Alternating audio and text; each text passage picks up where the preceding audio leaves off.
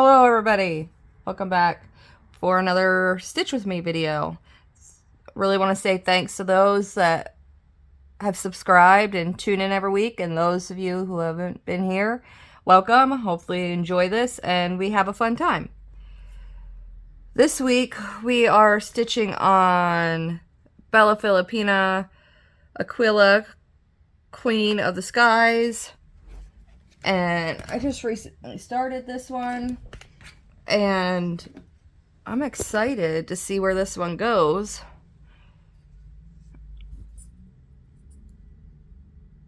See here, get you guys all straightened out. So I apologize again. This cold that I got has really settled into my chest, and it does not want to go away. I even drank some tea some hot tea this morning, hoping that would help, clear it out some, but it's not going anywhere. It's going to be here for a while, I have a feeling. This week really hasn't been that interesting. Not much has happened. I mean, it was a nice week. We actually had like some really warm, decent weather. So that was really nice. I got all my garden statues out, got all my porch cleaned off, and got that ready to go.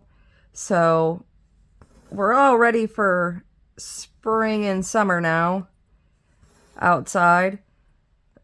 We contacted our customers for lawn care, and started doing that over the weekend, getting some of those knocked out. It's not quite enough yet to mow, but it's enough to start getting everybody's yards cleaned up and, get all the sticks and leaves and everything else cleaned up that got blown all over from the winter.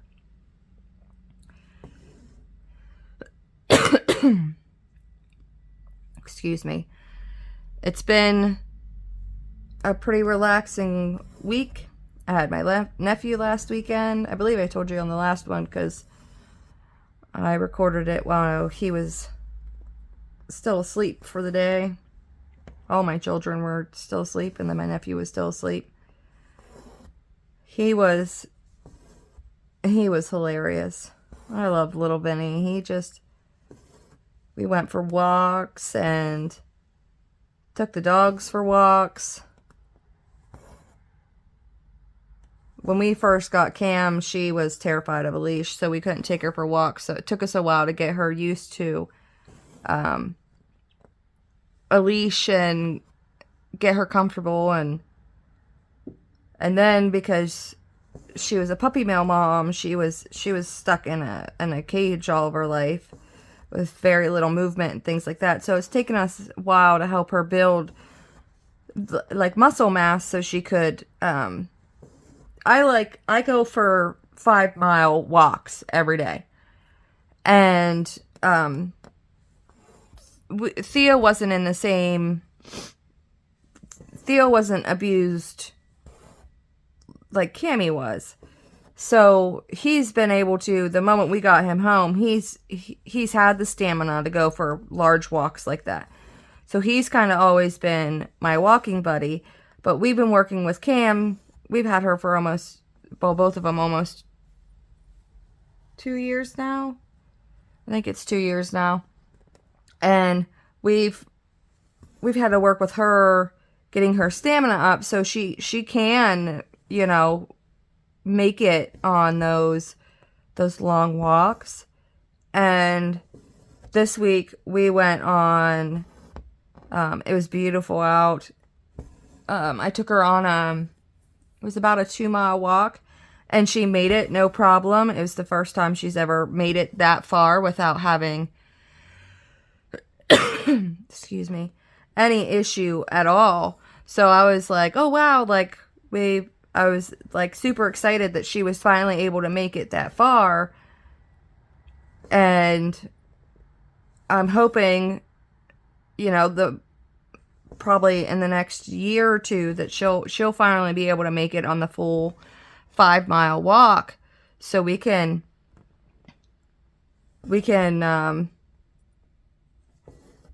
you know, she can join me and Theo on our big walks. And she walks for never being on a leash before. Like, she walks on a leash so much better than Theo. Theo still wants to pull, and he doesn't want to, you know, heel and walk beside me. He wants to go out and explore and things like that. Sorry, excuse me. But Cammie, she literally walks right beside me the whole entire time. She doesn't go and try and explore or do anything. She just right next to me. I could let go of her leash and she still would walk right next to me. Theo, on the other hand, you couldn't do that with him if you tried. He would run. He'd go all over the place. And once he would probably realize he was free, he'd probably really go on an adventure. But it's just funny how the one that's never really been on a leash before we got her walks the best on the leash. And well, it's probably also for the fact that Cammie is now 5 and Theo will be if Cammie's 5, that means Theo will be 3. So it's probably has something to do with that.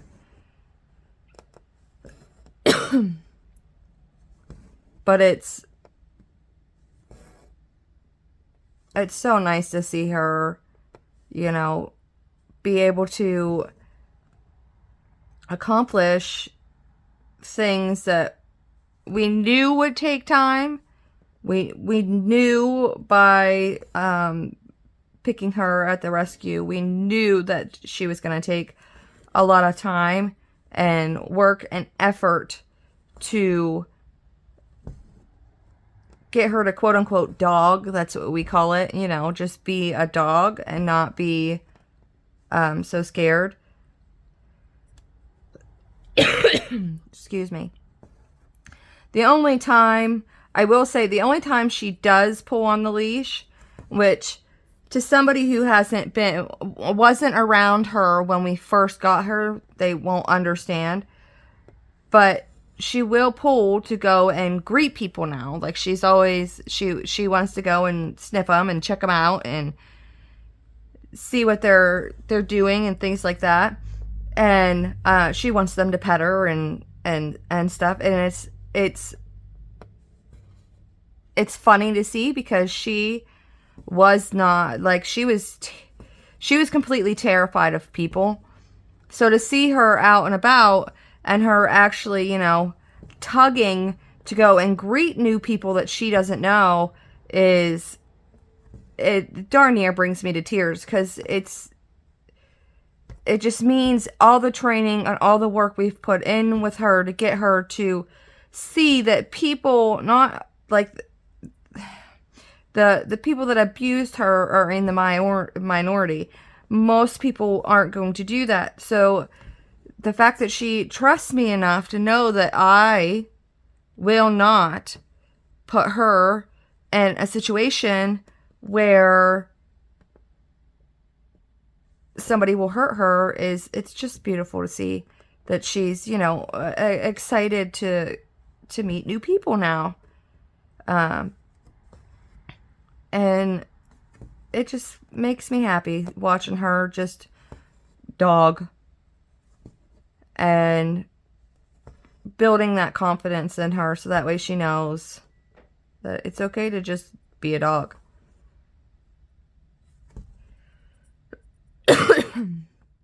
Man, my throat today is it's just not, like I said, I tried drinking some tea. I tried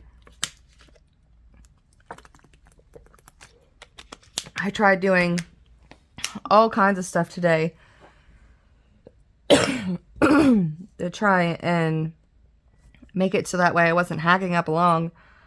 But clearly that's not going to happen today. It's just going to happen. But not, like I said, not much has really happened this week.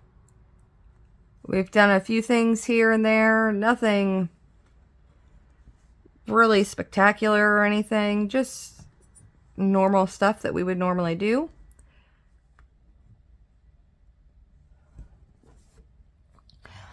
Okay, so I had to cut a portion out of this because I just remembered that Lydia watches my videos, and I just spilled some beans that I wasn't supposed to spill.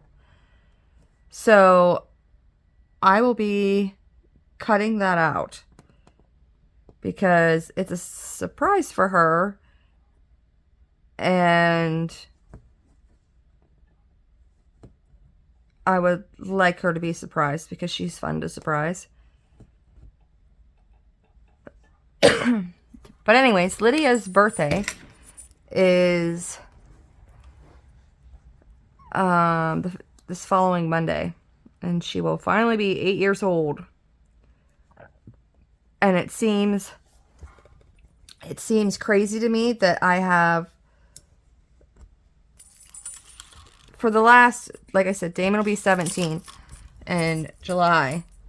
And I was telling my husband the other day that it's just, like, what's weird to me is that for 17 years, I have done nothing but take care of all these kids. Well, Damon. But I've taken care of little kids. And that for how many years now, I've always had, smaller kids and doing a million and one things at one time and things like that. And I told him, it's just amazing to me that, I don't know why, but it just occurred to me that all of my children are now the older kids in the groups of cousins. Like, they're not the little kids anymore. They're bigger kids. And that it's like, it's very weird to think about that.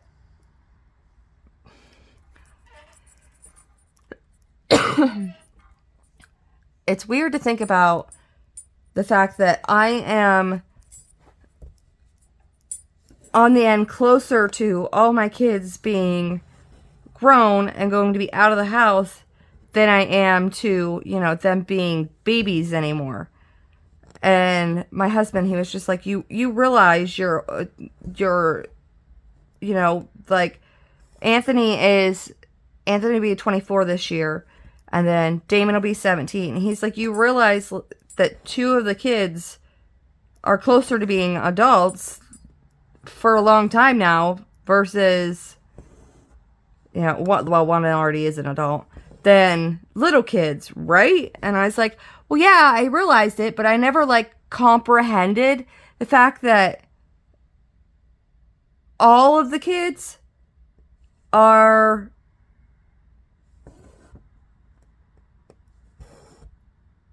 closer to being adults and out of the house than not. And he doesn't get it because for me, that has been my job for quite a few years. It has been, the person that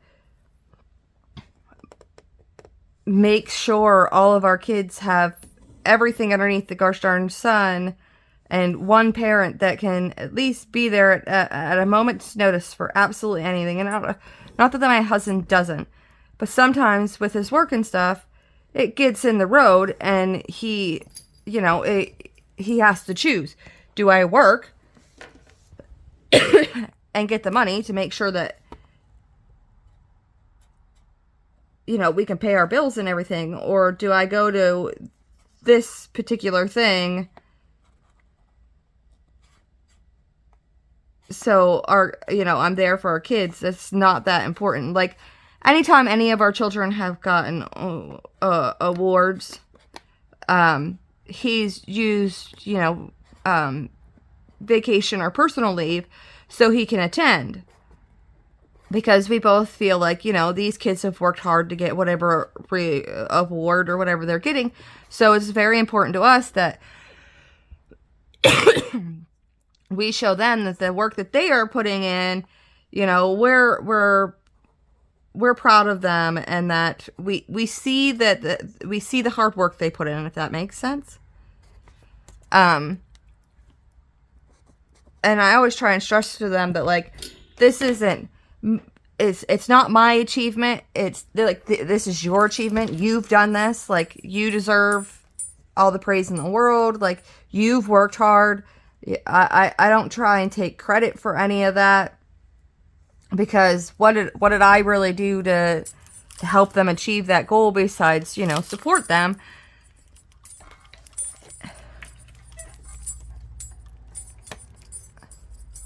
I just try and explain it all to them the best as I can, that, like, how proud and happy I am for them, that it's not a crowning achievement for me, I guess. And I guess for me, it's weird realizing that I am going to be coming to an end sooner rather than later with all these children. Oh, now I can't remember what number that was.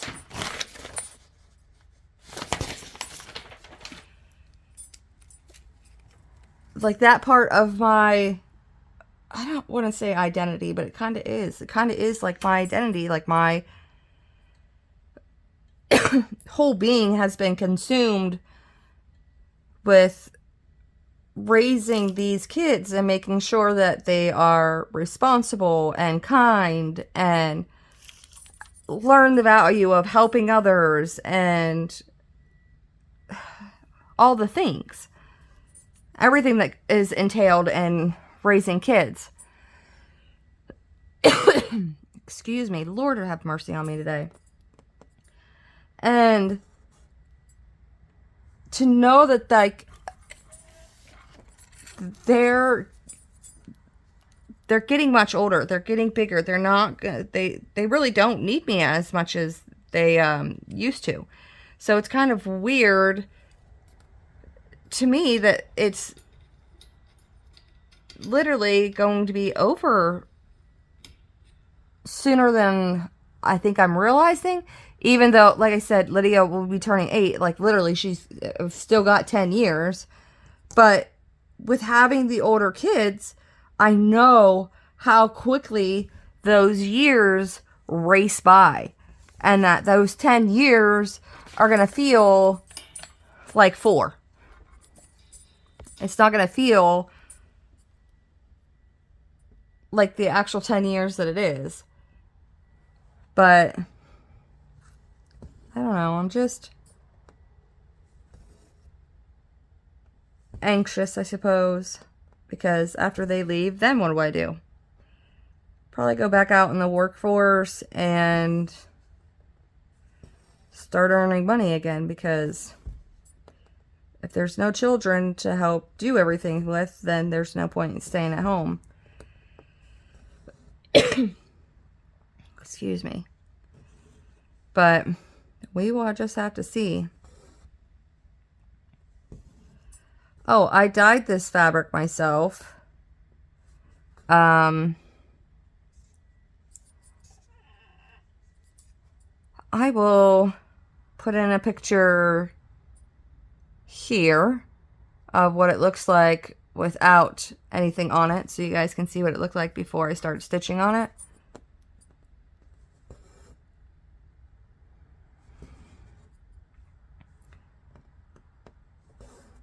So, it's just been a week of not much. But anyway, so Lydia is trying to achieve what Abigail did. Now, Abigail, throughout elementary, received from kindergarten to 6th grade, because that's the way our elementary school goes, is from kindergarten to 6th grade, and then our junior high is from 7th to 12th grade. In kindergarten through 6th grade, Abigail got Student of the Month every single year. And then her 6th grade year, she also got the Good Citizenship Award. Well, Lydia would like to do the same thing as her sister. Now, she did not get Student of the Month. Lydia did not get Student of the Month for kindergarten. However, she got our Senator Langler-Holick Award, which is an award that the senators put out for children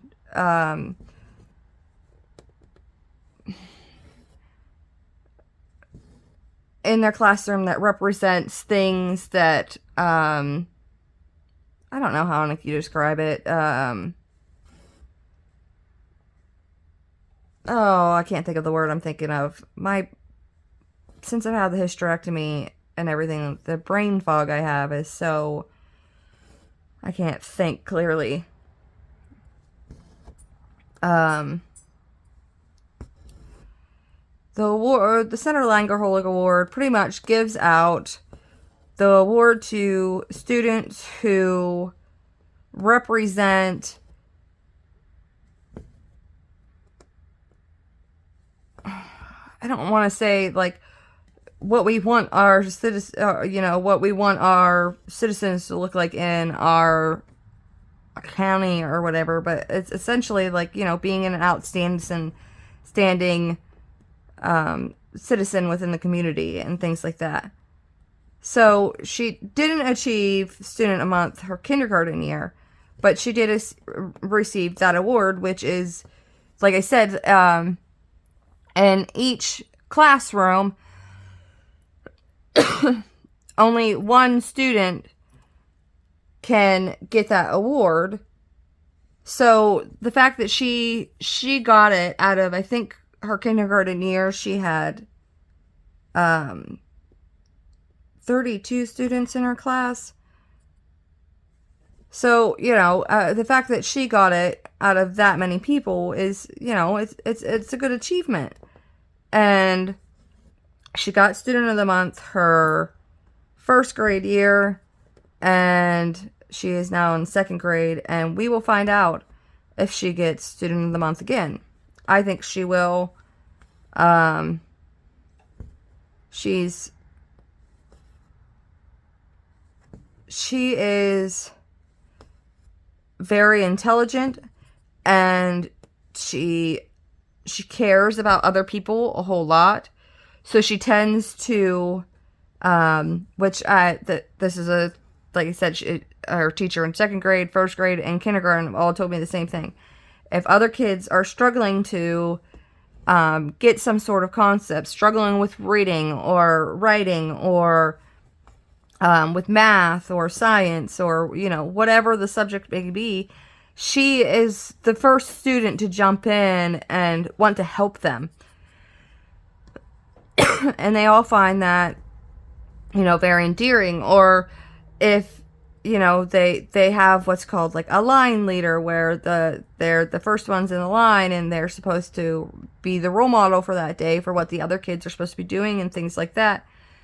And those sort of things. She loves jumping in and being those sort of things. She's very prideful in the fact that, she has good manners and that she helps other people. She's just very tender-hearted, and you can't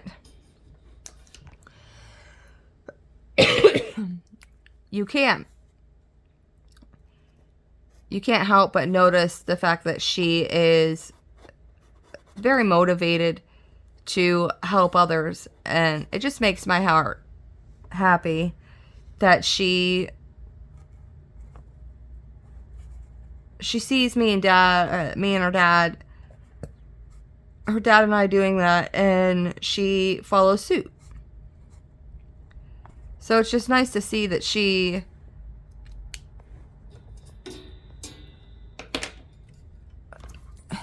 not that any of my other children don't do that. They all do that. They're all very helpful, including our 24-year-old who will go out of his way to help all kinds of people. So it's just kind of nice to see how kind they are and stuff. And the fact that she gets the same, she understands the enjoyment of just helping somebody for the sake of helping them and not receiving anything in return.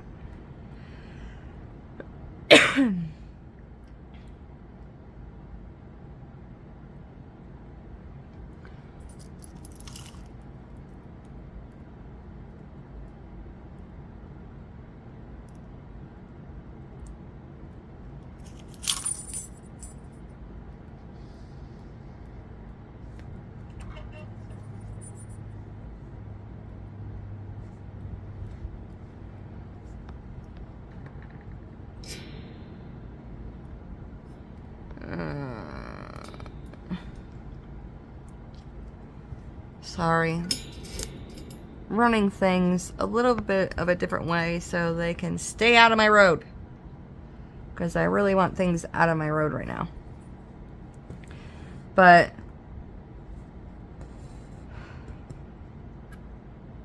it's been a normal, typical week. Although it stinks because we had such beautiful weather last week. And of course, as soon as the weekend rolls around, it's kind of rainy and poopy out. And then today and tomorrow are supposed to be low 50s and then the high 40s. And I just want to stomp my feet and throw a temper tantrum and just be like, let's have nice weather, please. I'm so sick and tired of the cold and being trapped in the house and things like that. I'm ready to be outside.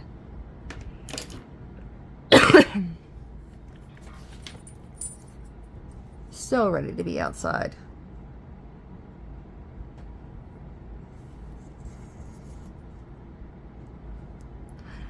I forgot to do a couple things this morning, and now I gotta do that after I get this done. And I don't want to do it, but I don't have a choice. I wish I had a little fairy that would come over and do it.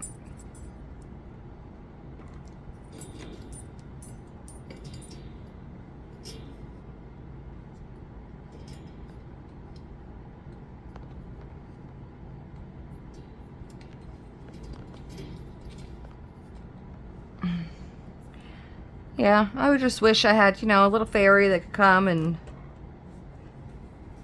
do the monotonous tasks that I don't want to do.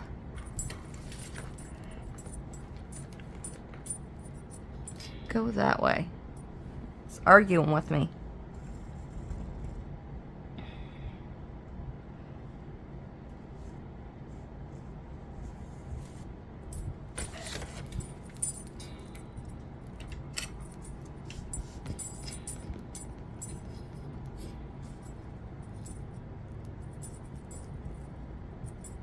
Just not.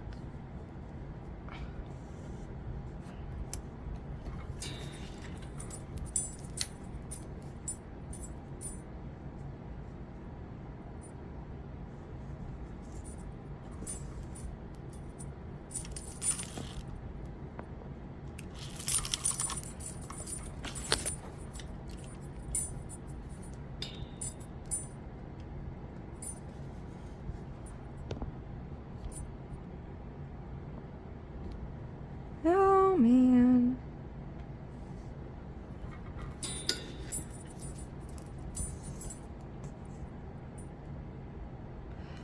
Cam's sitting down here. She's taking her nap. Theo's curled up over there on the couch. I was surprised that he is usually over here sitting with me, but he's just not today. He's over there relaxing. I just hope they're not going to be barking anytime soon. It's hard to tell with those two, though. They can always bark at a moment's notice.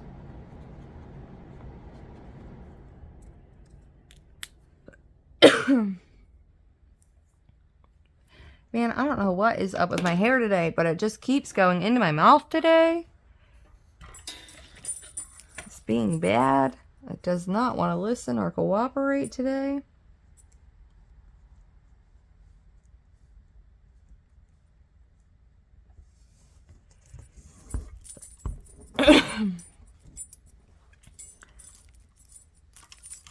So, what have you guys been doing? Have you guys been like getting ready for spring or summer? What's the weather like at where you live? I am so tempted. If we didn't have Grandma Joanne to take care of, and it was just, you know, we didn't have to make sure she was taking care of things, I would probably pack my stuff up and move to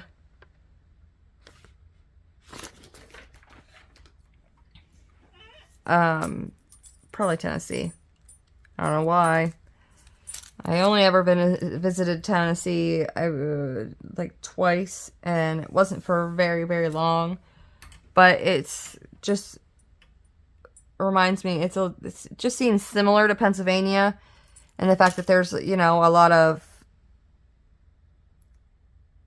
little towns and country, you know, country living and things like that.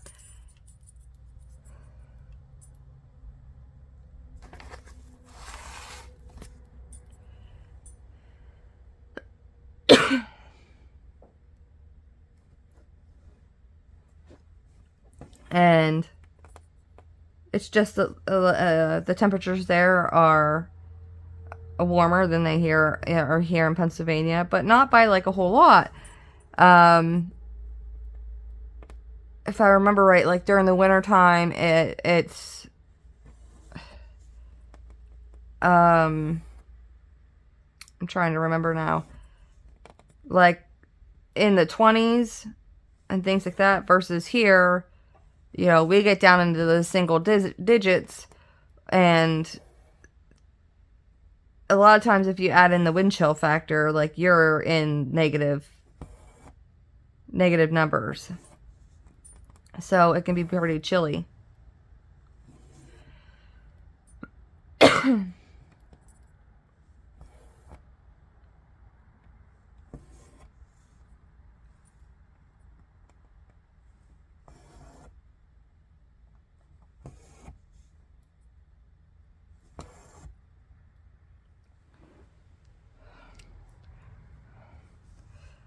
So things have been doing okay. So what do you guys listen to while you are stitching?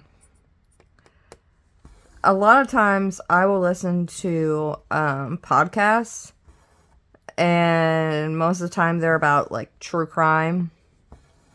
Those are the ones I usually listen to.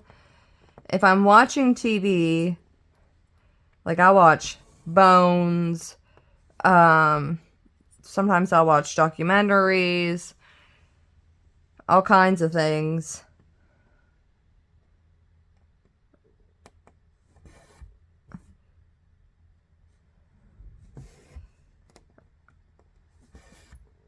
When I'm doing these stitch with me's, I stick in headphones and listen to music in my ears, so that way I don't have to sit here and listen to myself talk.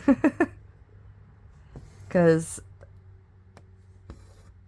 I mean, it's bad enough whenever I go and I edit these that I have to listen to myself.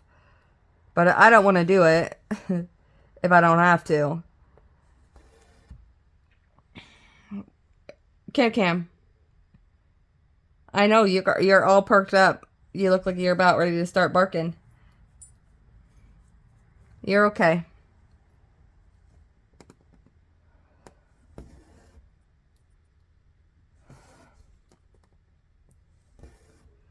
there really hasn't been too much going on in my life.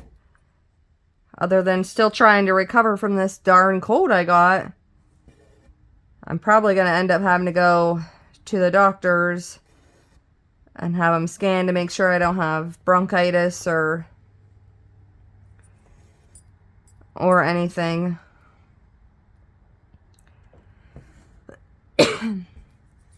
I mean, it's getting better in the sense that, how do I explain this? Like, when it first settled in my chest, it felt like I had a bruise. Like, the whole upper part of my chest felt like I had a bruise.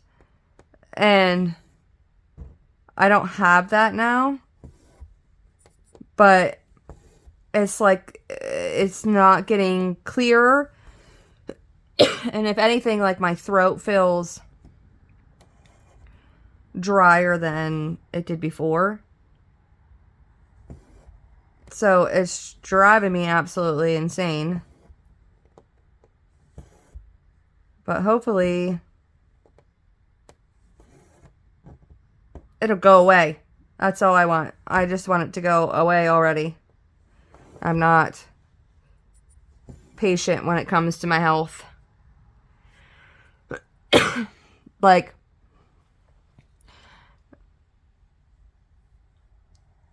so at the age of 23, how do I guess we'll start from the beginning. I'll explain about, like, my cancer journey and everything that went on. So, in my family, uterine, cervical, breast cancer, things like that tend to run in my family. And so I knew I was essentially already at a high risk of getting those sort of cancers. So I always went to, your yearly checkup, the yearly checkup that you're supposed to get. I always went, always made sure they were done. Even though I'm this young, because of my history, my family history, the insurance will pay for me to have breast exams and things like that done. But for me, it's done with ultrasound because they can't use a mammogram yet. And I do have some cysts and things like that that we're always checking in on. So I always made sure that I would go. Well, I don't know, some level, something changed where they then only recommended you getting your full pap smear and stuff every 3 years. And my insurance would no longer pay, even though we have the family history of the full exam every year. And I had fought for a good 4 years with them, trying to get my insurance to understand that, like, no, you don't understand. Like, it's very important that I go and get this stuff done because of my family history. Even though, like, two of my other cousins, one was, if I remember right, she was like 22, 23 when she had precancerous cells. And the other one was, she was in her late 20s when she had precancerous cells.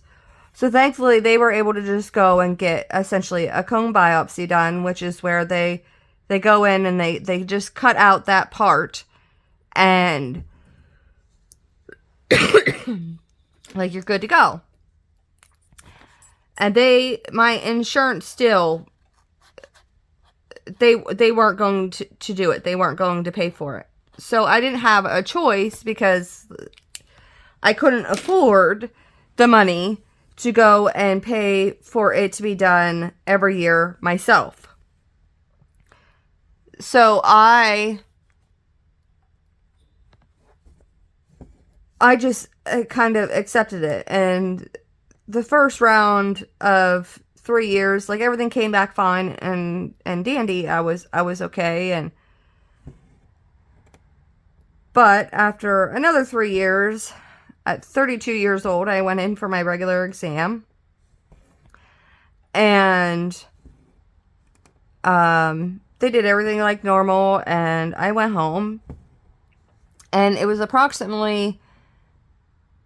somewhere in the beginning of July.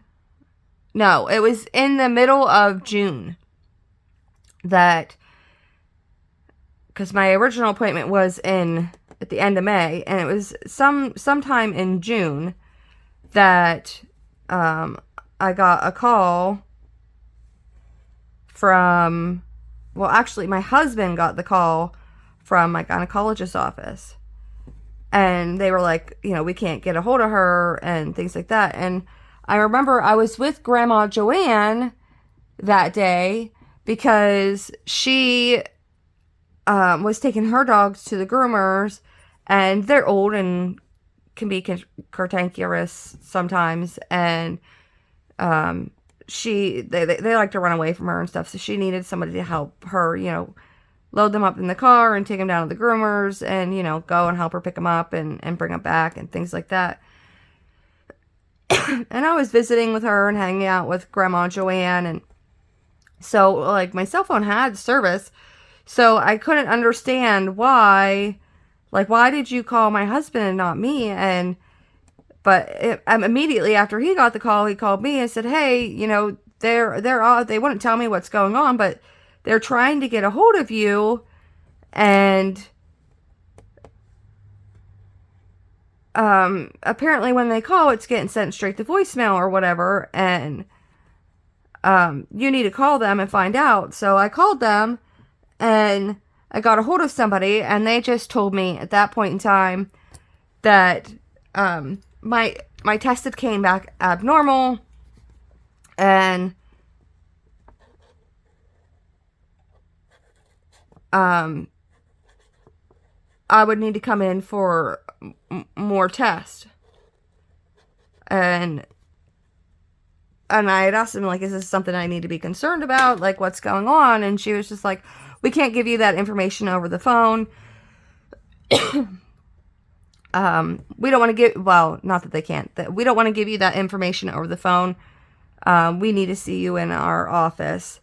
And they had an appointment for me already and asked to make sure that I could make it there at that point in time.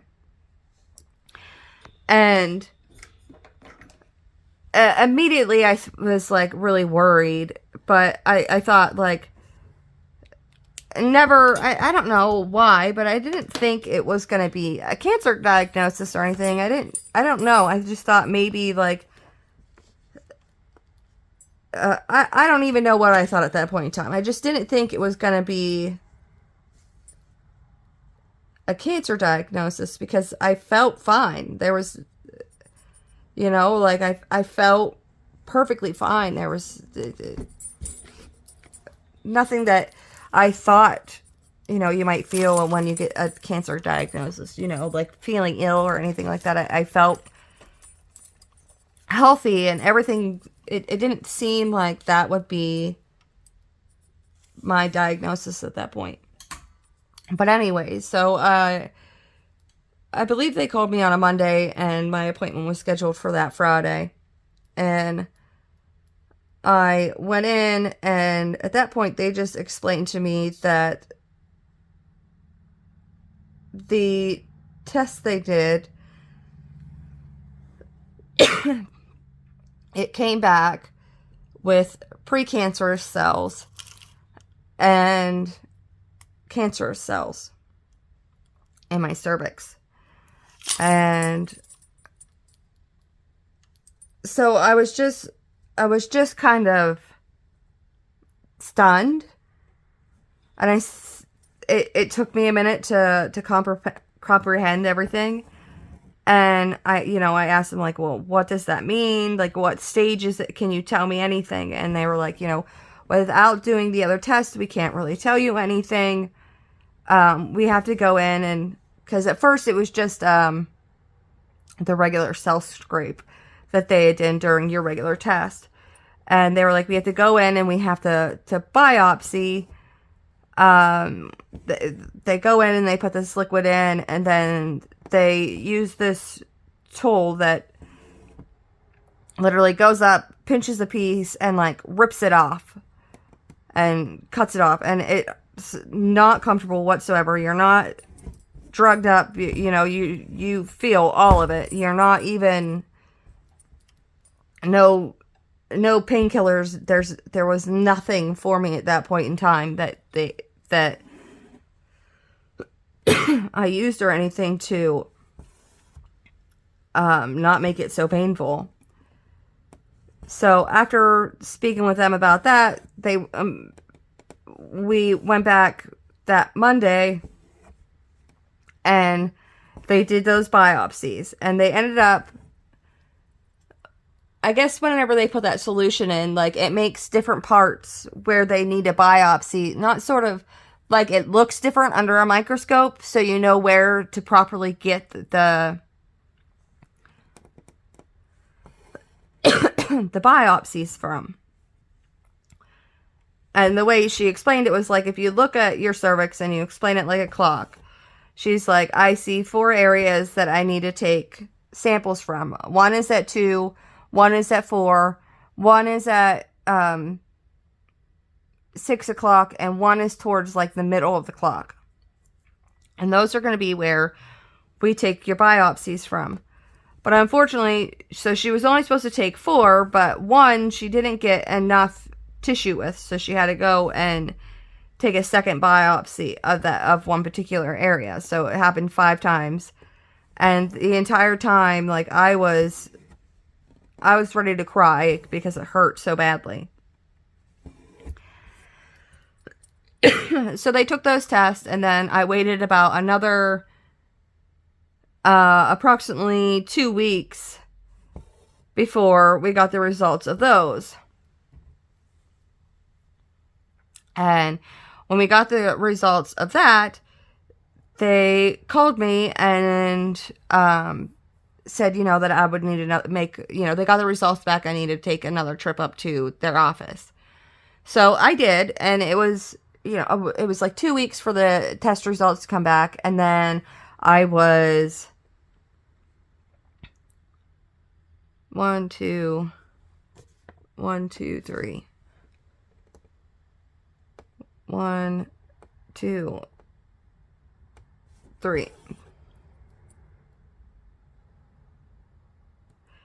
And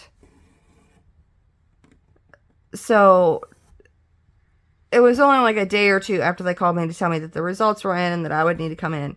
So immediately I knew that because they were calling me into the office, I knew it was full-blown cancer. It wasn't precancerous cells. It was cancer. Because I had called and talked to my cousins about it, and they were like, oh yeah, like, mine came back precancerous. And then when they called me, they set me up for a date to have the cone biopsy done so they could remove those precancerous cells, and then I just went about my business. So I knew immediately when they called me and said that I needed to come into the office again for them to give me the results, that it was cancer, and it wasn't gonna be good news that I was hoping for. So I go in and they explain that so if you're looking at the cervix and it's like this and it's like a clock, they explained to me that the top quarter of the clock, like the quadrant, a quarter of that clock, that there was stage 1 cancer, and that the bottom quadrant on the bottom right and the bottom left were precancerous cells. and that they were setting me up with a gynecologist oncologist in Pittsburgh, and I would need to go there, which from where I live is a little over a 2.5 hour drive from my home, and which was fine with me because around here, I mean, we have decent doctors, but they're not great. Most of us go out of county into the bigger cities to get better care, because our hospital system around here isn't known for being very good. So it was about a month later that we were finally able to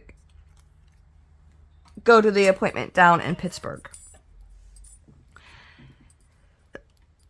And my husband is absolutely terrified at this point in time because he just had, his aunt had died from breast cancer, and then his uncle was dealing with colon cancer, and he was losing his battle with that.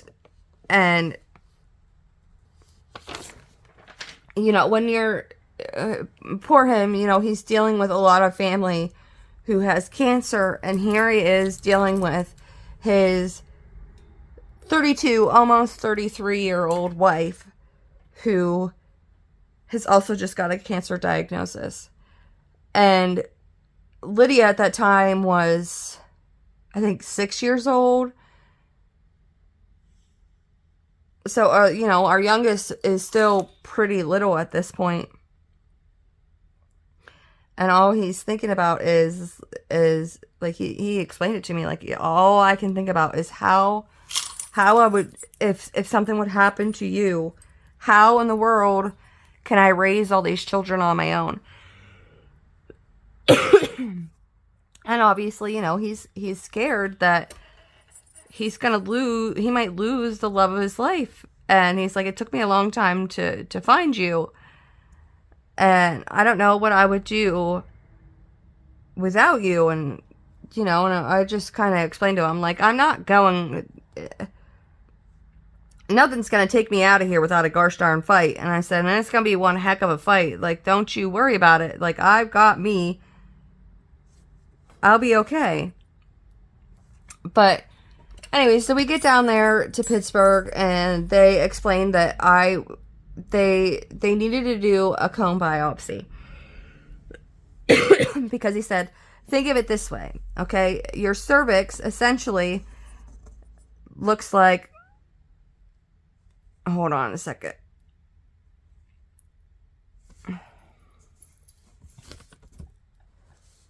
Oh, come on. Okay. He said, think of it this way. Your cervix is a bottle cap. When we are doing all this testing and stuff, all we can see and test is this portion of the bottle cap. But that's not all of your cervix. He's like, this is the rest of your cervix. And then you have the back side of the cervix. So all we have been able to test is this area right here. So I needed to have a cone biopsy, and which essentially they take and like cut out, you know, huge portions of the cervix. Like, they're not just cutting out the cervix part of the portion, the cervix. They're cutting the whole way through and removing that entire portion, because they needed to send the rest of that into testing. Because, like he said, you may only have precancerous cells on the surface, but we need to go the whole way through to make sure that there's not more cancerous cells through it. And he said that he would only need to remove, at that point in time, probably about 70 or so % of my cervix. And he thought, you know, I was young, so it wouldn't be that bad. So I said, okay. And he explained, like, you know, you can have a hysterectomy if you want to, but no matter what, like, before we do any of this, like that cone biopsy has to be done first, because we need to find out, you know, how much radiation, how much everything else you're doing, no matter if you get a hysterectomy or not. So I was like, okay. I was like, you know, we'll make the decision once we find out after the cone biopsy how severe everything is. Well, I woke up from that surgery, of course, out of it, got home, and the doctor called me the next day. He explained everything to my husband. My husband didn't say anything to me. But I had spoke to my doctor the next day over the phone. And I had to get up at like 2 something in the morning to get up, get showered, get dressed, and then drive the 2.5 hours down to Pittsburgh, because my surgery, it was at like 5:30 in the morning. And we got down there and got the surgery and stuff done, and I was able to come home the same exact day. Of course, you know, I was a little out of it. I wasn't all there. So my husband was holding down the fort, and you know, he couldn't explain to me. My husband tried to explain to me like what happened and what went on. But I didn't fully understand him. I wanted to talk to the doctor. And the doctor called me the next day and explained that he ended up having to remove 98% of my cervix, and that I no longer had the option of not getting a hysterectomy, that it was severe enough that he had to remove that much tissue. And that with having that much of the cervix removed, it leaves you open for, I guess, infections and things like that. And gave me strict orders on, like, I wasn't allowed taking a bath. I couldn't submerge myself in water. Like, these were the specific things I had to do in order to prevent infection until they could schedule me in for my hysterectomy. And they couldn't do that until I was, quote unquote, healed from the first surgery. And that would take at least 6 weeks. So I was like, okay. So it was in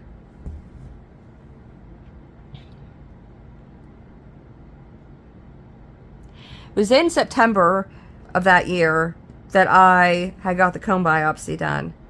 Because I remember going back down a week later for my first follow-up visit, and it was my birthday, which is September 27th. And then I was scheduled 6 weeks after that to have my hysterectomy done. And, I mean, I just went through all kinds of emotions because, like, a part of me was excited. Like, woohoo, I'm not going to have to deal with all those lady things. Like, how exciting. But the other part of me, which I kind of, like, laughed with my best friend about, I was like, I don't want any more children. Like, since Lydia was born, like, like, I wouldn't say right after she was born, but after my husband got the vasectomy and everything, like, I was positive that, like he did the right thing, because I really wasn't interested in having any more children. It was like, I had already accepted the fact that we weren't going to have any more children, but I was explaining to her, like, why am I mourning this bad? Why does it feel like I've, like, lost something?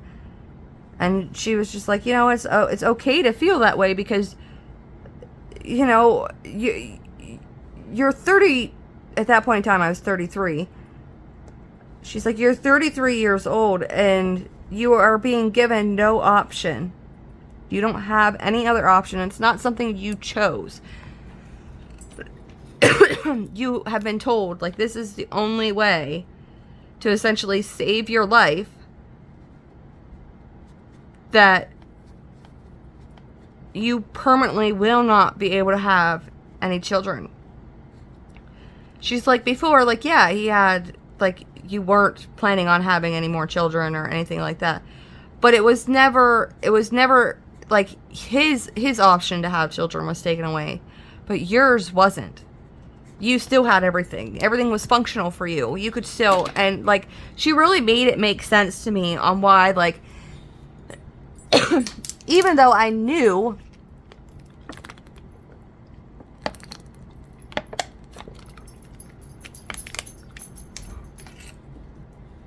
that I didn't want more children. It was just kind of like, I felt like my brain was playing tricks on me. It's like psychologically, I was upset over something that I shouldn't be upset with. And it wasn't until, like I said, she explained to me that, like, it's not that. You have, you know, your husband can't have more children, but you could. And now neither of you can, for sure. And I understood then that, like, it was okay for me to mourn something, even though it wasn't something I really, really wanted to do. Because it was something that I was losing. I was losing the ability to have any more children at all, whatsoever. Whether or not my husband and I stay together forever or not. Or anything. You know, like, I was losing that ability. So I went down in, it was the very beginning of November, and I had my hysterectomy done laparoscopically, which means they made 4 little incisions and took it out that way. And in all honesty, that the actual surgery itself and recovering from that wasn't bad. However, it was an outpatient surgery because I am, how do I explain this? I am a chicken when it comes to, like, shots or IVs. I gave birth naturally, 110%, all natural, 3 times, because needles terrify me so much. No matter how close I was to getting ready to give birth, I refused to get an epidural. And it's not because I'm some strong woman and I'm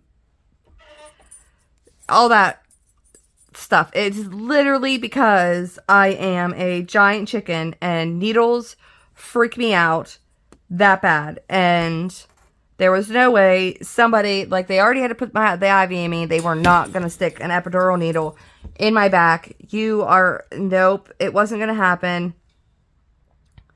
So when I had the hysterectomy, they were able to do it under general anesthesia instead of doing the epidural, which would have required me to stay in the hospital for 24 hours. So I was able to go home the same day. Well, I got up from the surgery, and in all honesty, I have, like, a pretty high pain tolerance. So I didn't call anybody. So after I was done with the surgery and I was wheeled in, I woke up and my husband laughed. He goes, because you went in and they only put 1 IV in. But when I came out, I had 2. And I just looked at my husband and then I said, why did they stab me twice? And he's like, you just went in and had major surgery to remove stuff. And the first thing out of your mouth isn't how did it go? Or, you know, nothing like that. Your first question to me is about the fact that they stabbed you again while you were asleep and didn't even feel it. And, you know, he just kind of laughed at me and I laughed back at him because I was like, yeah, you're right. That is kind of ridiculous. Like, I was like, yeah, but, like, I seriously hate being stuck. It's not my... I hate it. Awake or not, the moment that I saw that I had 2 IVs in it was freaking me out. So, he told me everything went well. It went perfect. They were able to remove everything. And, they gave him all the instructions and everything. And then I really liked how they sent me home with, like, it was like a book with instructions as well. So that way, everything that the doctor had told my husband, I had, you know, like a physical copy of something. So that way I could refer to it and look at it and know what I was and wasn't allowed to do. I love my husband, but he has a hard time, remembering everything. So in order to do it laparoscopically, they have to blow you up like a balloon and do it that way. So once I woke up and... Hold on a second, counting. So I woke up and they immediately took the IVs out of me and then gave my husband all the instructions. It was pretty cool. They had like the pharmacy and everything there at the same time at that hospital. So my husband was able to go downstairs, pick up my prescriptions, and I would have my prescriptions with me from the moment that I left the hospital. And we didn't have to make any extra stops anywhere. The only focus that my husband had to do was focus on getting me home and taking care of me. And when my husband left to go down to get to the pharmacy in the hospital to get my prescriptions, my nurse had came in and asked, if I wanted any pain medication, so that way I was good to go on the ride home. And I was like, I really don't feel any pain at all right now. And I said, I really don't think I need it, and that I'm okay. And he's like, on a scale of 1 to 10, what would you say is your pain, your level of pain right now? And I said a 0. I literally have no pain. And he was like, okay. So he didn't end up giving me anything at all. And he left out of the room and told me, wait till your husband gets back so he can help you get dressed. Because once he gets back and you get dressed, you guys are free to go to go home. And all I was thinking is, I remember looking at my phone and seeing that it was 10:30 and thinking oh wow, I'm gonna make it home before my children get home from school. It'll be so nice for them not to come home and have grandma here waiting on me, because they didn't know fully what was going on at that point in time. They didn't know, they knew I was getting surgery, but they didn't know, they knew I had cancer. I didn't lie to them, but they didn't know, I don't know how to explain it. I told them the least amount of possible because I didn't want them to worry, but also be honest with them so that way they could understand what was going on. But I knew they would be very happy if they came home and mom was here, mom and dad were here, and not grandma. Not that they don't love grandma or things like that, but they knew what I was going through and stuff. So my husband gets back up and he starts helping me get dressed, and he's moving very quickly, and I had to yell at him, and I was like, we gotta stop right now. I'm about ready to throw up. You are moving too fast for me. I can't, because he was, at that point in time, he's helping me put my shirt on, and I was like, I'm gonna throw up. Stop everything. I'm dizzy. I'm gonna throw up. And he did, of course. He stopped immediately, and he was like, I'm so sorry. I didn't mean to rush you or anything. He's like, I really wasn't trying to rush you. I was just trying to help you. And I was like, I understand, but I'm telling you that I'm going to throw up. So he slowed down, and of course, my IVs were out at that point in time. So my poor nurse, he was like, your IVs are already out. I can't even give you something that's going to act very quickly, so you're not going to throw up. But he got me just some pills to take for nausea, so that way, I could finish doing what I needed to do. But after about 15 minutes, we got right out of there and on our way home and everything else. And, I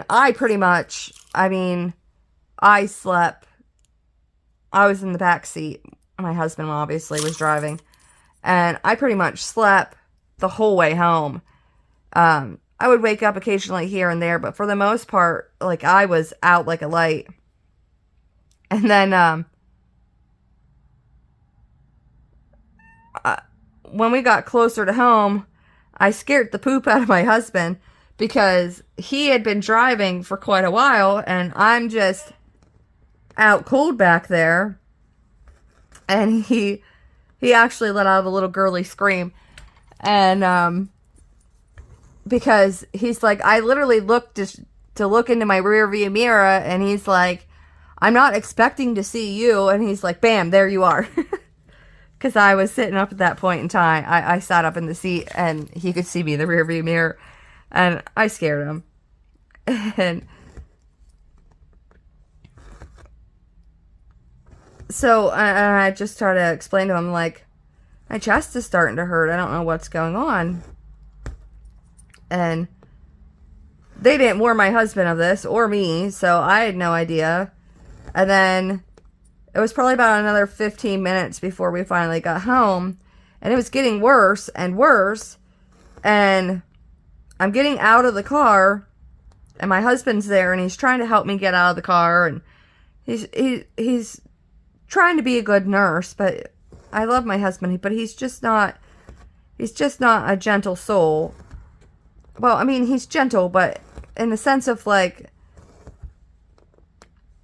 how do I put this? He is definitely a man who works with his hands.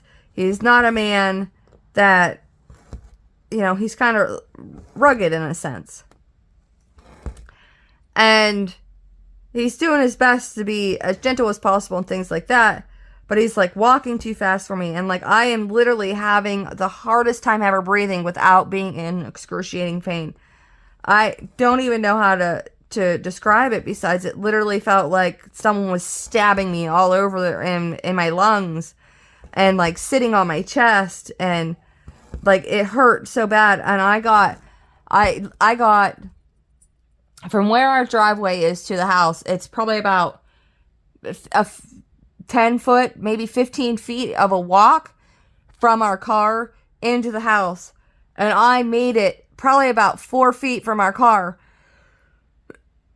And I just looked at, and I had to go to the bathroom so bad. I had to pee so bad. And I looked at my poor husband, and I was like, I can't make it. Like, I'm doing everything I can, but I literally cannot walk any farther. Like, I can't breathe. My lungs hurt, and it's like I'm gasping for air. Like, it hurt. Everything just hurt so bad. But not like where my incisions were. Like I said, it was like my lungs. I was like, you might have to carry me inside. I'm like 3 seconds away from peeing myself. I need you to get me inside this house so I can go to the bathroom. And he's like, he has a bad back, and he was just like, babe, I can't carry you. And I said, I understand that. But, like, I need you to just hold on to me and go at my pace. So, and he did. He grabbed a hold of me, and he said, okay, you're in charge. You move me how you need me to move me. I'm holding you. Whatever, you know, give me all your weight. You know, whatever, Nick, you need to do. Like, we can do this. And I'm not kidding you. It probably took me about 20 minutes to get inside my house. And, like, I hate saying it, but as I got to our bathroom, which is another, like, 20 feet from my stinking door that's downstairs, I was on the verge of peeing myself at that point in time. After having 3 children, my bladder control was not the greatest. And I made it, though. And I'm on the potty, and I'm like, you need to call the hospital, because something's not right. Like, I feel like I'm dying. Like, something is not right. Like, I cannot breathe. I'm in excruciating pain. And he did. He called the hospital.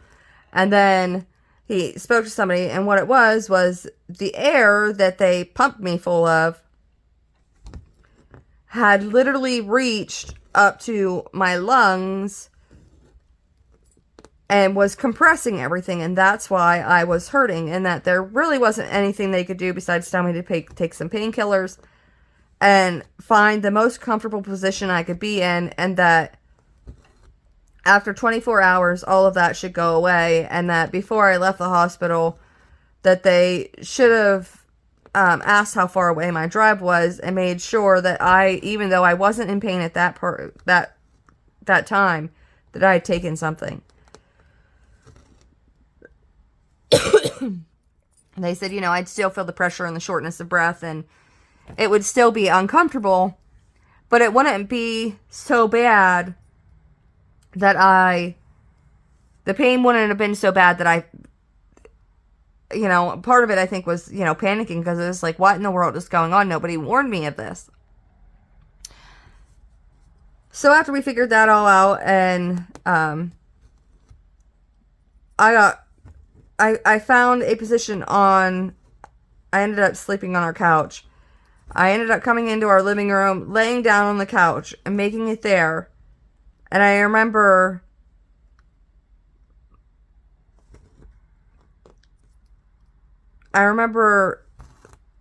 finding a position that wasn't necessarily, it didn't make everything not hurt, but I was in a position that it didn't hurt as bad.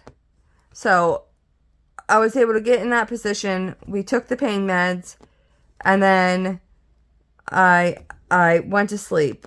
And the next thing I remember was Grandma Joanne, God love her. She went to a restaurant and got takeout for us all and made sure, that everybody was fed, and, because she was pretty worried about me, because like I said, I'm like her kid to her. And to me, like, she's my grandmother. I don't have any biological grandparents living, but I still have her, and to me, she's my grandma. She's, I think, a year younger than one of my grandmothers. Like, it's not a far stretch that she could have actually been my grandmother,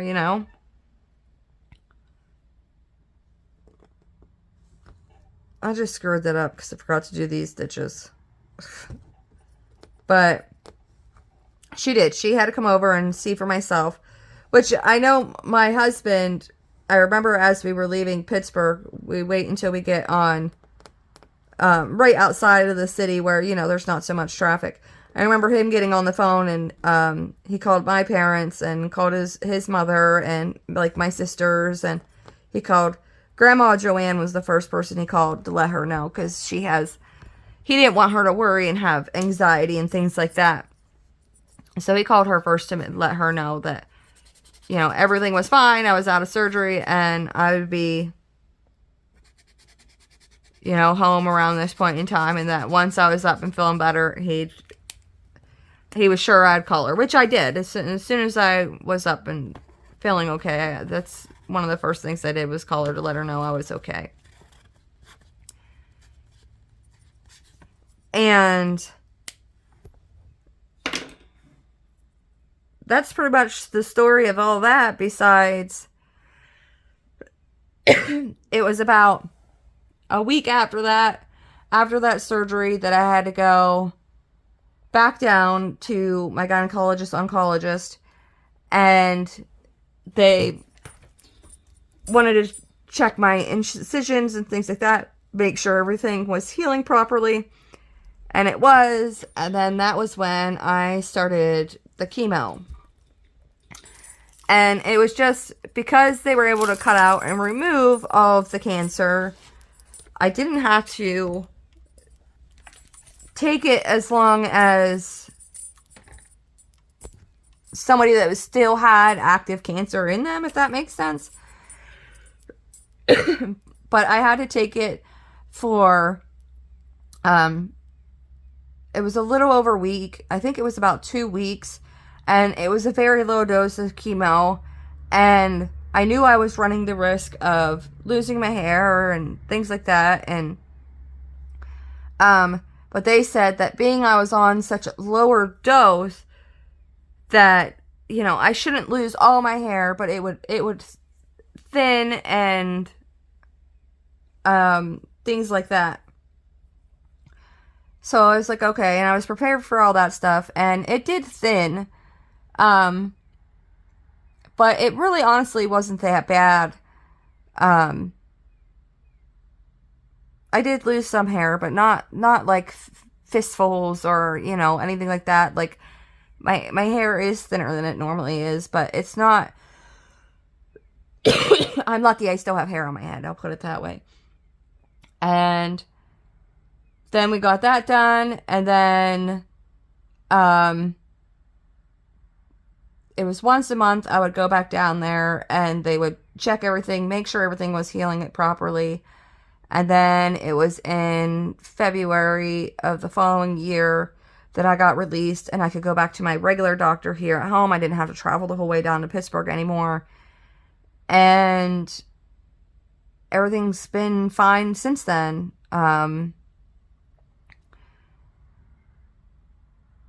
The form of cervical cancer I had, which is endocervical adenocarcinoma, you run the risk of it doesn't just stay in the cervix.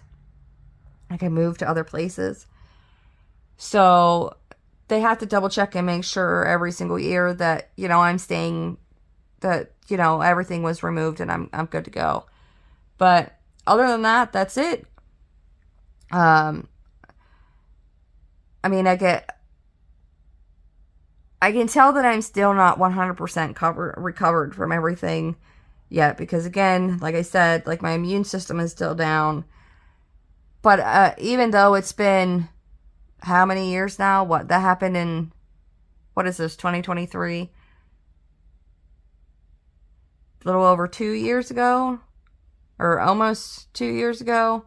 Something like that. I can't remember, to be honest with you. That's part of the problem, is that I have a lot of brain fog now. I have a hard time keeping stuff stored in my memory anymore. But I have noticed that I get fatigued a lot more easily. In the sense of like, it's not fatigue in the sense of like, woo, I've been working all day and like I'm just tired and I want to sit down and relax. For me, it's, I am so tired, I'm having a hard time staying awake. And that's, I guess, pretty normal. And it'll take some time to like recuperate, but I will. Anyways, that's pretty much it. But currently I am cancer free. And I hope it stays that way. I hope I don't get plagued with the breast cancer that runs in my family. And we will see. So I will talk to you guys next time. Please like, subscribe, turn on all your notifications, and I will catch you guys next week.